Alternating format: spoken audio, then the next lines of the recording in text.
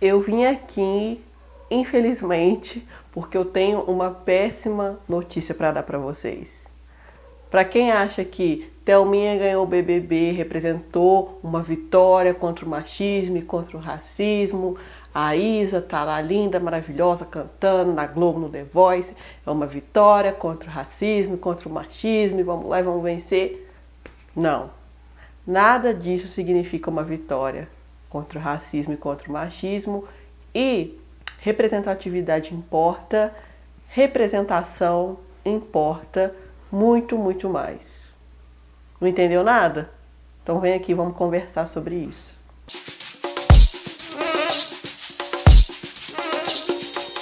Olá, oiê, eu sou Maristela Rosa, tá começando mais um Papo de Preta e dessa vez para conversar com vocês sobre as diferenças conceituais que a gente precisa ter na cabeça sobre representação e representatividade, o que essas duas coisas querem dizer. Eu preparei um roteiro com algumas referências bibliográficas, uma coisa um pouco mais densa, porque a gente vai conversar hoje sobre conceitos importantes para a gente ter na cabeça, para que a gente não caia em respostas fáceis e em contos do vigário. Acabou o Big Brother Brasil e eu vi muita gente dizendo: gente, isso é uma vitória, a gente tava falando tanto de machismo, a gente tava falando tanto de racismo, e a Thelma ganhou, a Thelma que é uma mulher e a Thelma que é negra. Gente, isso é uma vitória contra o machismo e contra o racismo. Isso significa que o Brasil conseguiu superar o machismo e o racismo e deu essa vitória para a Thelma Regina. Não, né, gente? Não passa nem perto disso. Por que não? É a partir disso que eu quero conversar com vocês. Vou trazer meu notebook aqui porque tem bastante coisa mesmo pra gente conversar. Primeiro de tudo, é muito, muito importante entender que quando a gente está falando de racismo e de machismo, a gente está falando de estruturas sociais de poder. A gente já falou isso antes aqui, a gente já falou isso algumas vezes aqui, mas é importante sempre reiterar isso e a gente tem que partir disso para conversar. A gente tem que ter isso bem fixado na nossa mente. Então a gente está falando de estruturas políticas, de estruturas financeiras, de estruturas de justiça. A gente está falando de tudo isso, mas a gente está falando também de estruturas ideológicas, de uma estrutura de poder que emana sua ideologia sobre toda a população de uma forma constante. Não é um dia, não é 2 dias, são todos os dias que nós estamos reiteradamente sob uma ideologia machista e racista. Eu vou falar para vocês a partir da minha formação em comunicação. A maioria do embasamento teórico que eu trago aqui para vocês, das referências bibliográficas, elas estão na minha dissertação de mestrado em comunicação, onde eu tratei justamente da questão da identidade e da representação midiática de pessoas negras na mídia brasileira. Uma vez que a gente está falando de uma estrutura de poder com uma ideologia constante, um conceito importante para a gente entender como esse poder ideológico atua, eu trouxe aqui o Pierre Bourdieu com o livro dele O Poder Simbólico, de 1989. E aí, para identificar esse poder simbólico, o Bourdieu diz: o poder simbólico é um poder de construção da realidade que tende a estabelecer uma ordem gnosiológica, o sentido imediato do mundo, e em particular do mundo social. Supõe aquilo que Durkheim chama de conformismo lógico, quer dizer, uma concepção homogênea do tempo, do espaço, do número, da causa, que torna possível a concordância entre as inteligências. O que o Bourdieu está dizendo aqui é que esse poder simbólico, ele estabelece o que nós, pessoas, no dia a dia, compreendemos como realidade, compreendemos como normal, compreendemos como a nossa vida cotidiana. O Bourdieu vai dizer ainda que esse poder simbólico, ele só é tão poderoso porque as pessoas, na sua vida cotidiana, elas ignoram a existência desse poder. O fato de a gente estar todos os dias vivendo sem perceber que esse poder está agindo é o que o torna tão poderoso. É o poder simbólico que faz com que a gente, ao longo do tempo, entenda que ser branco é bonito, o ser loiro é ser bonito, o ter olho claro, ter olho verde, ter olho azul é mais bonito do que ter olho castanho, que homens são mais fortes, são mais inteligentes, são mais confiáveis para cargo de chefia, são mais confiáveis para serem políticos. Quando foi que você começou a achar o cabelo liso mais bonito? Quando foi que você começou a dizer que esse cabelo aqui é um cabelo ruim, é um cabelo duro? Você se lembra desse marco zero? Você não se lembra, porque antes de você nascer, essas ideologias, esse poder simbólico estava circulando entre nós, e aí é um dia a dia, constante. São os filmes que você vê, são as séries que você vê, são as revistas, são os outdoors, é tudo e todos os dias. Também nessa lógica, num vídeo maravilhoso, de um canal mais maravilhoso ainda, que é o Tempero Drag, da drag queen Rita Von Hunt. Rita, maravilhosa, um beijo pra você se você assistir esse vídeo. A Rita é incrível, tem um trabalho muito legal aqui no YouTube. E aí, esse vídeo dela, falando de revisionismo histórico, ela traz o Joseph Goebbels, ela traz uma fala dele, né? O Joseph era ministro da propaganda nazista do Hitler. Ele diz isso em março de 1933. A melhor propaganda é aquela que, por assim dizer, funciona de forma invisível, penetra toda a vida pública sem que o público tenha ciência de sua iniciativa propagandística. O que Goebbels está dizendo aqui? Ele está dizendo justamente o que eu disse sobre o poder simbólico, ou seja, é a constância que faz a gente absorver um discurso. É ele estar constantemente na nossa vida. E aí, só por aqui, a gente consegue compreender por que a Thelma ganhou o Big Brother, ou por que ter a Isa na Rede Globo não quer dizer uma vitória contra o machismo e contra o racismo. Porque a constância do discurso é outra. Vocês entendem? Enquanto a gente tem a Thelma aqui ganhando o Big Brother, a gente tem todos os dias, todos os outros dias, um discurso branco. Todos os outros dias, o que a gente está assistindo são pessoas brancas. Todos os outros dias, o que a gente está assistindo são discursos machistas e brancos. Compreenderam até aí? Mas vamos avançar na discussão. Então, enquanto a representatividade faz esse alarde sobre uma minoria que está presente, Olha aqui, a Thelminha tá aqui, olha, ela é negra, olha, ela é mulher. a representação, ela tá todos os dias, sem alarde nenhum, dizendo pra gente: olha, mas olha aqui essas pessoas brancas como elas são bonitas. Olha essas pessoas brancas como são interessantes. Olha essa história, mais essa história aqui de uma pessoa branca. Olha mais essa novela que só tem pessoas brancas. Olha isso aqui. Olha esses apresentadores da televisão brasileira que são todos brancos. Olha como eles são legais. Olha como essas pessoas são interessantes. Sem alarde. E é esse discurso que a gente vai absorvendo todos os dias, sem alarde. Nem que a gente tivesse uma Thelminha por ano ganhando o Big Brother, a gente teria frente para competir com os discursos que estão todos os dias falando para a gente justamente o contrário. Vamos passar agora, então, para compreender os conceitos de fato do que é representatividade e o que é representação. Você que usa tanto essa palavra, você já parou para pensar no que ela significa de fato? Né? Porque a representatividade, ela se configura como a oportunidade de nós vermos características renegadas à periferia social retratadas na mídia de forma positiva.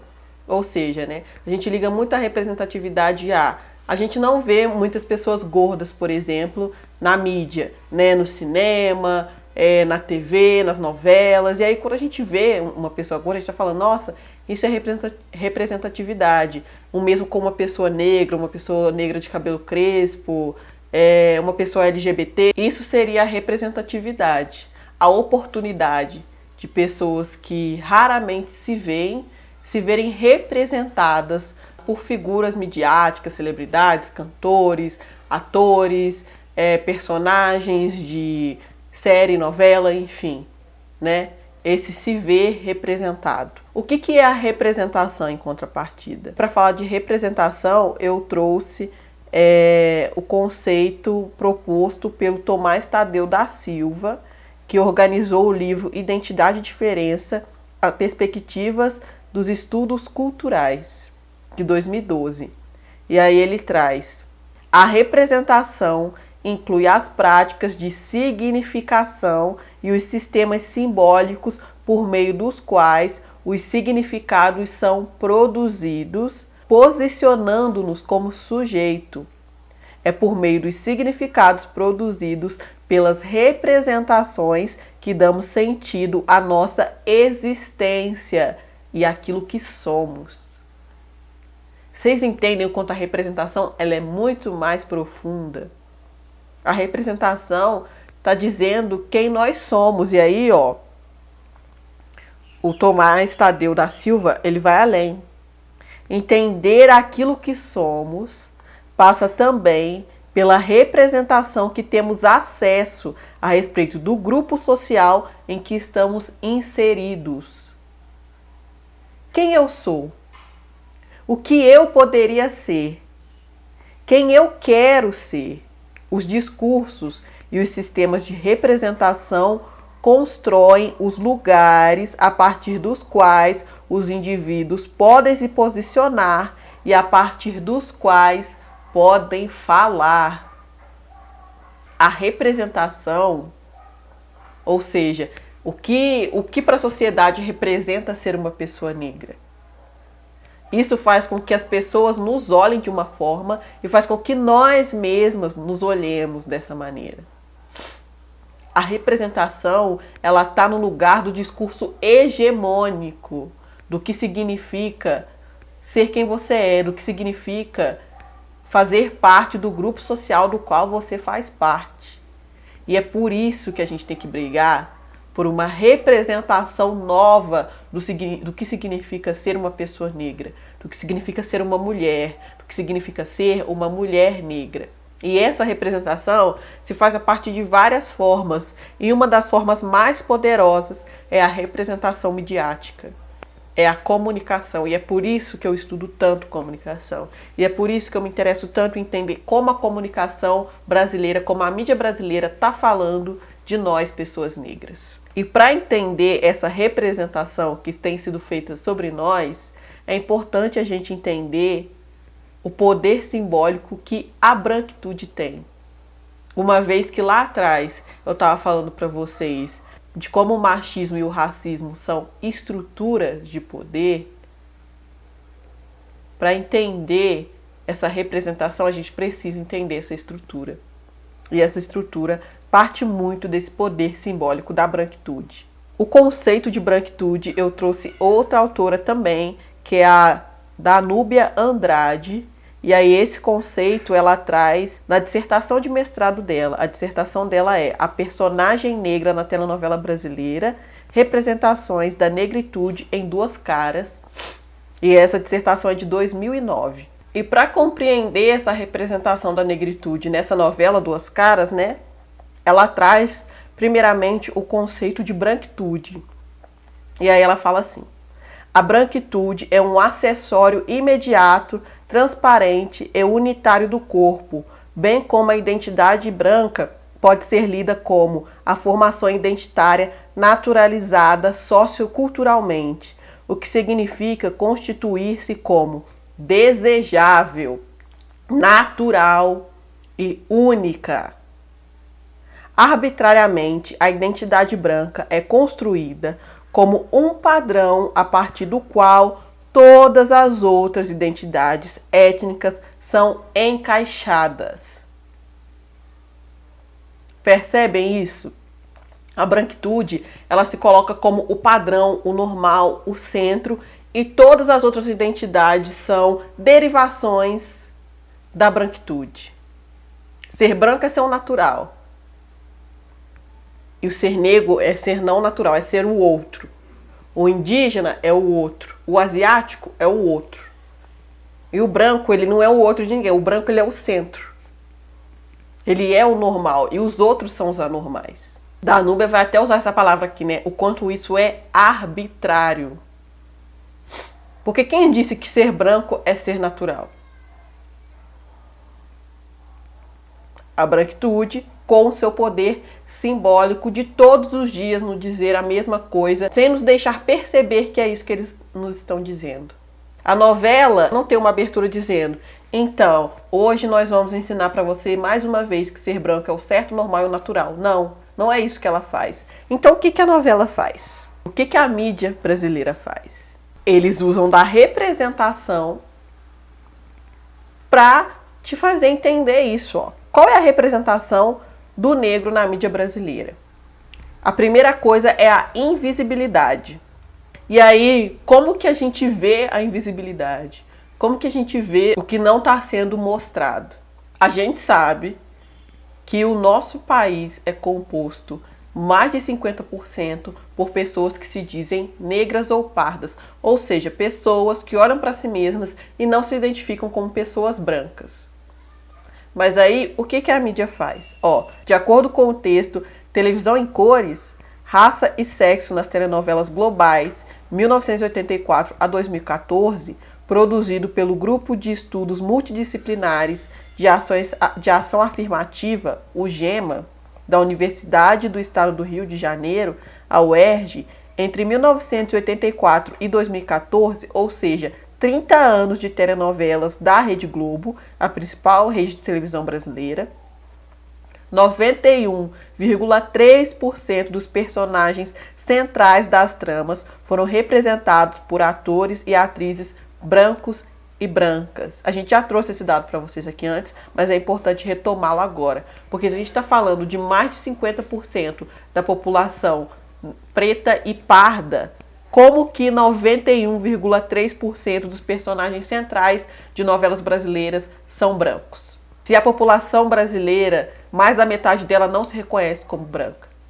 O que a gente tem é a representação da invisibilidade, porque é importante que a gente entenda que tudo isso é escolha. E a escolha midiática, ela é uma representação. Quando eu tenho um grupo tão grande de pessoas não brancas, de pessoas que se identificam como negras, pretas e pardas, mas elas não estão colocadas na mídia, num produto tão difundido no Brasil inteiro como telenovelas, isso significa dizer que é uma escolha fingir que nós não existimos. Fingir que a nossa população não é tão vastamente não branca. Mas tem momentos que nós aparecemos, né? Se a gente não está nos papéis principais, a gente está às vezes naqueles papéis de menor destaque. E aí, como que a gente aparece nesses papéis? Primeiro com estereótipos, né? Os estereótipos de violência, de preguiça, que só serve ao sexo, o malandro, a mulata. A Danúbia Andrade, ela também traz a conceituação muito importante do que é o estereótipo e como ele funciona, principalmente nas mídias. Ela traz assim, ó: os estereótipos jogam com a percepção seletiva, uma vez que uma dimensão isolada da realidade, geralmente negativa, polariza a atenção do receptor, alimentando um processo de globalização que transfere os valores supostamente negativos da parte para o todo. Assim, a dimensão negativa se torna, para o receptor, uma representação da realidade completa. Esse processo realiza-se sob os parâmetros emotivos e inconscientes. Mais uma vez o inconsciente aqui. A gente está absorvendo essas coisas sem perceber que elas estão na nossa vida todos os dias, né? Então a gente pega... Tem pessoas negras que são malandras? Tem, mas tem pessoa branca malandra também. Tem pessoa, sei lá, asiática que age com malandragem também. Tem pessoa negra desonesta? Tem pessoa branca desonesta também. Tem pessoa negra preguiçosa? Tem pessoa branca preguiçosa também. Só que aí a gente pega a parte e coloca pro todo. Todos os dias consumindo conteúdos que pessoas negras não aparecem, mas quando elas aparecem, elas são sempre o malandro, o hipersexualizado, o preguiçoso, o beberrão. A gente transfere isso para o grupo social todo, porque é essa representação que a gente tem todos os dias sobre o que é ser uma pessoa negra. E a gente tem também a subalternidade, que está muito, muito ligada à representação do que é ser uma mulher negra na nossa mídia tradicional brasileira, né? O Joelzito Araújo, um cineasta negro brasileiro, né, ele tem um documentário maravilhoso que é o A Negação do Brasil, dos anos 2000, e que é super atual. 20 anos já desse documentário, mas que é super, super atual. Assistam. Vale muito a pena. Tem aqui no YouTube, só procurar A Negação do Brasil, que vocês vão encontrar. Ele traz do que são esses estereótipos ligados, principalmente às mulheres negras na telenovela. Esses estereótipos muito ligados à subalternidade, né? Que no caso das mulheres negras é ligado à empregada. Então tem empregada doméstica, que é a empregada cômica, é a alcoviteira, né? Aquela que é engraçada, que só fala da vida dos patrões, né? Tem a mami, que é interpretada por atrizes normalmente de pele retinta e gordas. Elas são empregadas e ao mesmo tempo são colocadas como as mandonas, as que mandam na cozinha, as mães pretas, né? E também a empregada servil, que vai entrar e vai servir o copo e que vai sair. Essas empregadas, essas personagens subalternas, raramente têm história, raramente têm um arco dramático, raramente elas têm família própria, raramente elas têm o que dizer, elas estão sempre a serviço de pessoas brancas naquela trama. E eu tô falando muito aqui de novela, das telenovelas brasileiras, né? Porque elas são consumidas diariamente pelo Brasil inteiro. E esses discursos, eles estão sendo difundidos por ela todos e todos os dias. Mas quando a gente fala de mídia, a gente não fala só de novela. E essa representação estereotipada do que é ser uma pessoa negra, ela se encontra nos telejornais, nos jornais impressos, nas revistas, se encontra no cinema brasileiro, se encontra na nossa publicidade brasileira. E para falar de publicidade, os pesquisadores Rafael Rangel Winch e Giane Vargas Escobar, eles têm um artigo chamado Os Lugares da Mulher Negra na Publicidade Brasileira. É de 2012 esse artigo. E aí eles vão traçar uma linha histórica assim, da publicidade brasileira e de como pessoas negras, especialmente mulheres negras, foram ou não inseridas nessa nossa publicidade. Eles vão dizer que no Brasil, no período pós-colonial, a nossa elite branca brasileira, ela se viu na necessidade de criar uma identidade nacional para o Brasil. Afinal de contas, que Brasil é esse? Né? Esse Brasil que está nascendo independente, esse país não colonizado, onde todos são livres, né? E aí as elites brasileiras planejaram de forma estratégica a exclusão de negros e negras, os ex-escravizados, que passaram a ser tratados como figuras bestializadas, associadas ao atraso e à degradação social. A nossa publicidade só foi inserir pessoas negras aos poucos, porque começaram a perceber que essa população negra tão grande no Brasil era um mercado consumidor. As pessoas trabalham, ganham dinheiro e consomem. Mas ainda assim, pessoas negras na publicidade colocadas no lugar de subalternidade ou colocadas como 1 em 10. Ou seja, a gente tem um cast enorme de pessoas brancas e a gente tem uma pessoa negra. A gente tem isso na nossa publicidade até hoje. Até hoje a gente não se vê. E é à toa? Não, não é à toa. A gente está vendo aqui, ó, de forma estratégica. Eles escolheram não nos incluir. Eles escolheram nos colocar no lugar de degradação social. É por isso que eu digo mais uma vez que a invisibilidade, ela é uma representação muito forte. Porque foi como eu trouxe aqui no conceito do que o Tomás Tadeu da Silva traz no livro que ele organizou, né? Que a representação fala dos lugares a partir dos quais nós podemos falar. A representação, ela nos diz quem nós somos. E aí, quando a gente não se vê em lugares de destaque, não se vê representado de forma positiva, não se vê em lugares de apreciação, qual é a representação que está sendo feita de nós? A gente está compreendendo a nossa realidade social, a gente está apreendendo o que é bom, o que é mal, o que a gente quer ser, o que a gente não quer ser, a partir dos conteúdos audiovisuais que a gente aprende todos os dias. E é por isso que é tão sério falar da escolha de uma Bahia branca em uma telenovela. Não é porque a gente gosta de reclamar, ai meu Deus, lá vem de novo mais uma injeção de saco. Não, é porque é sério. Quando a gente está falando de mídia, a gente está falando de entretenimento, e é a partir desse entretenimento que a gente está absorvendo discursos de estruturas sociais. É a partir desses conteúdos que a gente está fazendo e compreendendo a representação do outro e de nós mesmos, de nós mesmas.